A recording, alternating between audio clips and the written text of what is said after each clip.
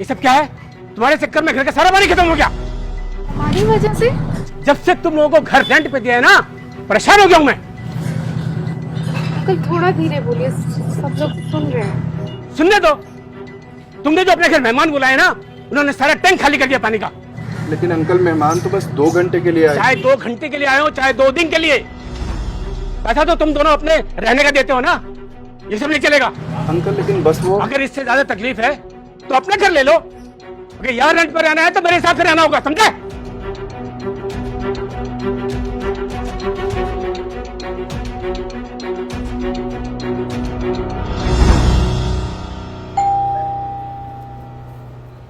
नमस्ते अंकल, वो रेंट कल के लिए ड्यू था, लेकिन मेरे ऑफिस में ना कुछ टेक्निकल इशू आ गया है जिसकी वजह से पेमेंट नहीं हो पाई, तो रेंट 1 दिन और डिले हो जाएगा।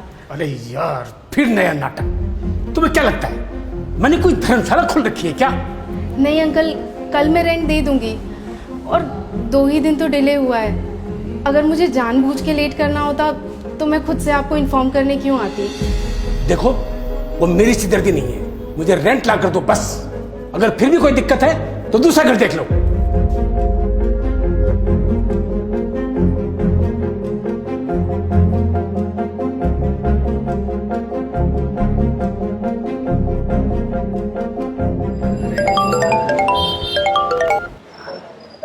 हेलो। हाँ सुनो, 15 दिन में घर खाली कर देना, मुझे नए टेनेंट मिल गए। क्या? पर अंकल आप ऐसा कैसे कर सकते हैं? हमने तो अग्रीमेंट भी बना रखा है और हम कितने टाइम से यहाँ रहते हैं। ये मेरा घर है और मेरी मर्जी है कि यहाँ कौन रहेगा। अरे वो तो मेरा दिल बहुत बड़ा है कि तुमको 15 दिन दे रहा हूँ। कोई और मेरी जगह होता ना तो नया टेनेंट मिलते ही तुम्हें घर से निकाल देता। पर अंकल आप जानते हैं अभी मैं प्रेग्नेंट हूँ, ऐसी हालत में एक नया घर ढूंढना, शिफ्ट करना कैसे हो पाएगा? प्लीज समझिए। तो दे तो रहा हूँ तुमको 15 दिन। अगर फिर भी दिक्कत है तो जाकर अपने ही घर में रहते। क्यों रेंट के घर में रहते हो? जाओ अपना घर बनाओ।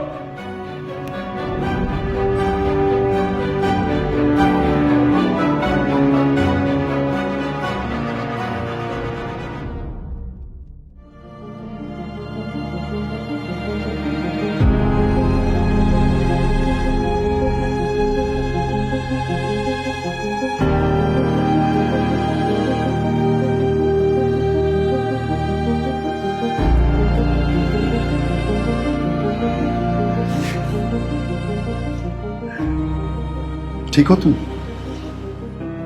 हाँ, एग्जॉशन होना ना।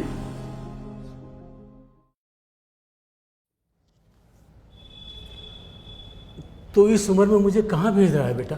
अरे बताया तो था, कुछ दिन आश्रम में जाके रहो, मैं लेने आ जाऊंगा। मुझे मालूम है तुम नहीं आओगे। तुम और बहू दोनों मुझे मेरे घर से निकालना चाहते हो। तुम दोनों के रवैये ठीक नहीं है बहुत दिनों से। तुम्हारा घर भूल गए क्या? ये तुम्हारा नहीं, मेरा घर है। तुम ही ने तो साइन किए थे पेपर पे। याद है, बहुत बड़ी गलती करी तो सारी जिंदगी एक सांप को पालता रहा। सांप? सांप हूं मैं? पकड़ो इसको और निकलो यहां से, यहां दोबारा मत आना।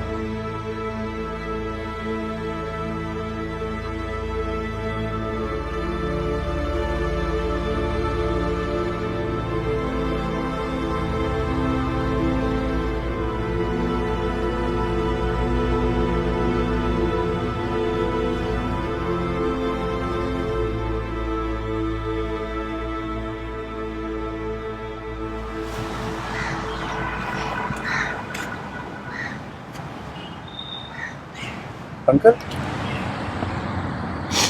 दिवाकर, आप ठीक तो? और ये क्या हालत बना रखी है? कुछ नहीं, जो मैंने किया वो भुगत रहा हूँ। मेरे बेटे ने मुझे घर से निकाल दी। अंकल आप रोइए मत, सब ठीक हो जाएगा। क्या ठीक होगा? मेरे पास तो रहने के लिए कोई जगह भी नहीं है। अंकल देखिए, हमारा घर आपके घर की तरह बहुत बड़ा तो नहीं है, लेकिन हाँ टेरेस पर एक रूम खाली है। आप चाहें तो आप वहाँ रह सकते हैं। मेरे पास पैसे नहीं है, अंकल पैसे की कोई ज़रूरत नहीं। हाँ ये मैंने तुम लोगों को घर से निकाल दिया था और तुम लोग अपने ही घर में मुझे रहने के लिए जगह दे रहे हो।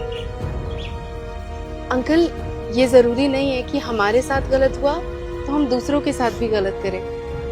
बस आगे से ध्यान रखिएगा कि ये ज़रूरी नहीं है कि एक इंसान बड़े बंगले और बड़ा घर बनाए, पर ये बहुत ज़रूरी है कि वो इज्जत कमाए।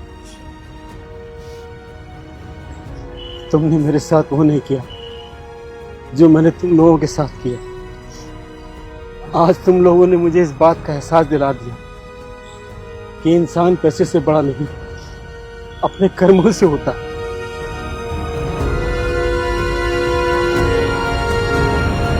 It's not necessary that we all can own big bungalows, but we all can have big heart and can be a better human. That's it for this story. See you next week. Khuda Hafiz and stay positive.